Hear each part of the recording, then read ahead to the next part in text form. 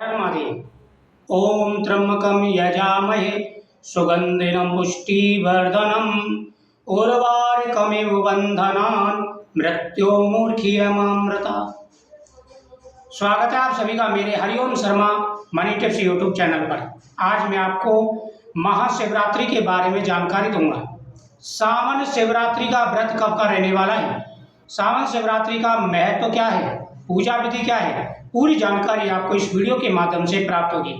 जो भी चैनल पर पहली बार आए चैनल को सब्सक्राइब करें, बगल में बेल आइकन बटन को दबाएं हर वीडियो का नोटिफिकेशन पाने के लिए। साल का सबसे बड़ा दिन होता है शिवरात्रि का दिन। सावन मास का महीना तो वैसे ही बहुत पवित्र है। एक एक तिथि का एक एक दिन का विशेष महत्व है। मैंने कथा में बताया था, भगवान शिव ने स्वयं अपने मुख से सनत कुमार को एक एक तिथि का महत्व बताया है, लेकिन सबसे ज्यादा महत्व होता है सावन शिवरात्रि का। यह दिन वो दिन होता है, इस दिन भगवान शिव अपने भक्तों की मनोकामना पूरी करते हैं। आपका व्यापार अच्छा नहीं चल रहा है, आपके जीवन में अनेक प्रकार की परेशानी आ रही है, घर में छोटी छोटी बातों पर लड़ाई झगड़े कलेश होते हैं, साथ ही आपकी शादी में अड़चन आ रही है, जॉब अच्छी नहीं है, कोई भी परेशानी है, सावन शिवरात्रि का व्रत रखें और भगवान शिव की पूजा करें, आपकी प्रत्येक मनोकामना पूरी होगी। सावन शिवरात्रि का दिन वह दिन है जिस दिन महिलाओं का अखंड सौभाग्य प्राप्ति का वरदान प्राप्त होता है और सभी की मनोकामना पूरी होती है। इस दिन सुबह जल्दी उठें, उसके बाद में सूर्य देव को अर्घ्य दें, फिर भगवान शिव का पूजन करें। सुबह के समय भगवान शिव का पूजन कर लें। मेन जो पूजा होती है वो होती है प्रदोष काल में, और रात को 4 पैर की पूजा की जाती है शिवरात्रि वाले दिन। शिवरात्रि वाले दिन भगवान को बेलपत्र चढ़ाएं, आग के पुष्प कहीं से भी मिल जाए, आग के पुष्प ला करके भगवान शिव को जरूर समर्पित करें। पंचामृत से भगवान का अभिषेक करें, भस्मी चढ़ाएं, गन्ने का रस चढ़ाएं, भांग का प्रसाद चढ़ाएं भगवान को, साथ ही भगवान को धतूरे का फल चढ़ाएं और महिलाएं माता पार्वती को श्रृंगार समर्पित करें। 1000 बत्ती भगवान के सामने जलाएं, कम से कम 1000 बत्ती।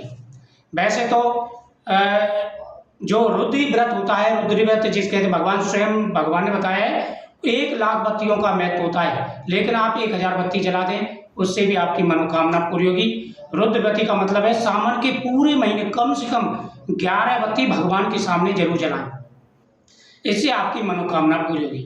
बात करते हैं शिवरात्रि कब की रहने वाली। तो शिवरात्रि की पूजा विधि आपको पता चल गई।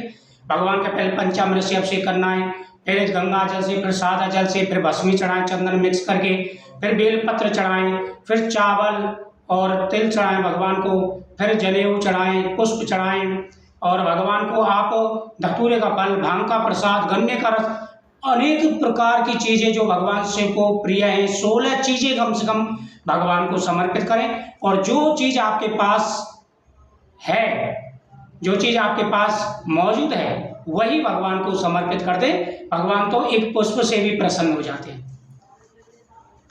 शिवरात्रि की बात करें तो सावन शिवरात्रि का जो पर्व है वह 23 तारीख बुधवार का रहने वाला है। 23 तारीख को सुबह 4:40 से चतुर्दशी तिथि प्रारंभ हो जाएगी, क्योंकि शिवरात्रि का जो पर्व है, शिवरात्रि का जो व्रत है वो चतुर्दशी में रखा जाता है। तो 23 तारीख को सुबह ही 4:40 से चतुर्दशी प्रारंभ हो जाएगी और 23 तारीख को यह रात को 2:29 तक रहेगी, यानी 24 तारीख की सुबह तक चलेगी।